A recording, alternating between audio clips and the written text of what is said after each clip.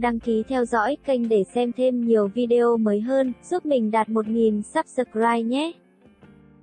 Hoan Thụy Post Thành Nghị không phải nhìn ra nhiều ưu điểm của cậu ấy mà vì Thành Nghị có thể đem lợi ích về cho công ty. Ngoài việc có thể chủ động kéo đầu tư thì còn rất tích cực mang theo người mới nên lãnh đạo cao cấp công ty rất an tâm về cậu ấy. Tuy việc xé couple rất khó nhìn làm nhiều fan couple khó chấp nhận nhưng trước mắt không có vấn đề gì lớn, cơ bản Thành Nghị không bị ảnh hưởng gì. Dù sao chuyện như thế này trong giới cũng quá quen rồi, hơn nữa, bây giờ đang trong giai đoạn hot nhẹ, lại được Hoan Thụy Post. Nói tóm lại thì độ nhận diện của cậu ấy cao hơn Viên Băng Nghiên một chút. Thành Nghị và Viên Băng Nghiên vốn có một bìa đôi nhưng sau tiệc tối Thành Nghị đã rút lui. Bìa tạp chí thuộc về một mình Viên Băng Nghiên. Gió Nam Hiểu Ý Em, đạo diễn Doãn Đào, xuất phẩm của Hoan Thụy sắp khai máy. Diễn viên chính đã xác định là Thành Nghị và Trương Dư Hi. Thành Nghị và Trương Dư Hi sắp đóng máy Mộng Tỉnh Trường An, sau đó sẽ tiến vào đoàn Gió Nam Hiểu Ý Em. Nam 2 là Trương Duệ.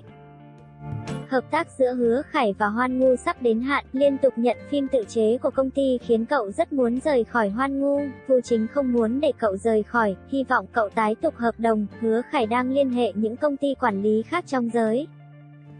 Stylist Vương Á Phi từng hợp tác với nữ diễn viên Triệu Lệ Dĩnh, bất ngờ bị cư dân mạng phát hiện được có ấn like cho một bài viết trên Weibo với nội dung như sau. Cư dân mạng phát hiện rằng các thành tích của Dương Mịch đều vượt xa Triệu Lệ Dĩnh rồi, dù thế nào thì cũng sẽ bị so sánh, khiến cho người qua đường nhìn sai về Dương Mịch. Sau đó cũng đem ra bảng so sánh thành tích của cả hai trên các mảng phim ảnh, thời trang, đại diện quảng cáo, giải thưởng. Bảng so sánh như sau: nhất phiên truyền hình, diễn chính, rate đạt 1, Dương Mịch 7 bộ, Triệu Lệ Dĩnh 4. Nhất phiên truyền hình, 2 đài, rate phá 1, Dương Mịch 2 bộ, Triệu Lệ Dĩnh 4 bộ. Nhất phiên truyền hình, rate thấp hơn 1, Dương Mịch 1 bộ, Triệu Lệ Dĩnh 6 bộ. Doanh thu điện ảnh nhất phiên, Dương Mịch 2,94 tỷ, Triệu Lệ Dĩnh 100 triệu. Nhất phiên và nhị phiên điện ảnh, diễn chính, Dương Mịch 10 bộ đạt 100 triệu, Triệu Lệ Dĩnh không. Các mục khác là thời trang, đại diện toàn cầu, giải điện ảnh, giải truyền hình đều được ghi là Dương Mịch nhiều hơn. Người stylist này ngay sau đó bị cư dân mạng đồng loạt chỉ trích, cũng lập tức đăng Weibo như sau: thời tiết nắng nóng,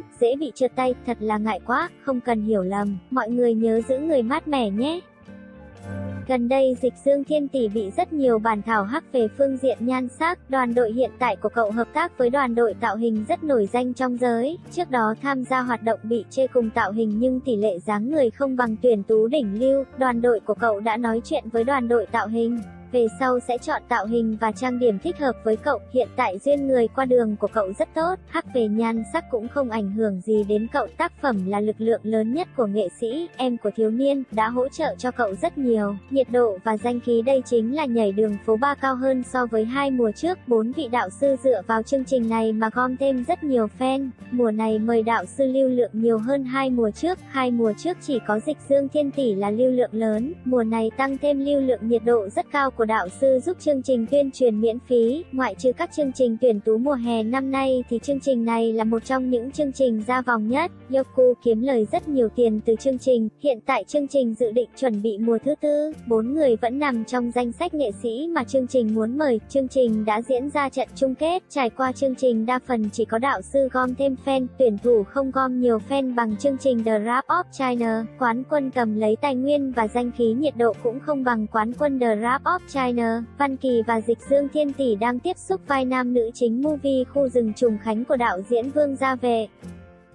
Triệu Lộ Tư ký hợp đồng phim ảnh với Tencent. Tencent sắp xếp tài nguyên cho cô rất nhiều, web drama tự chế đều ưu tiên vai nữ chính cho cô lựa chọn. Trước đó Tencent nâng Dương Siêu Việt nhưng mấy bộ nữ chính của Dương Siêu Việt đều bị vùi dập giữa chợ, khiến cao tầng Tencent cho rằng cô không gánh được phim nên chuyển tài nguyên phim ảnh đến cho Triệu Lộ Tư mới bạo 2 bộ phim liên tiếp.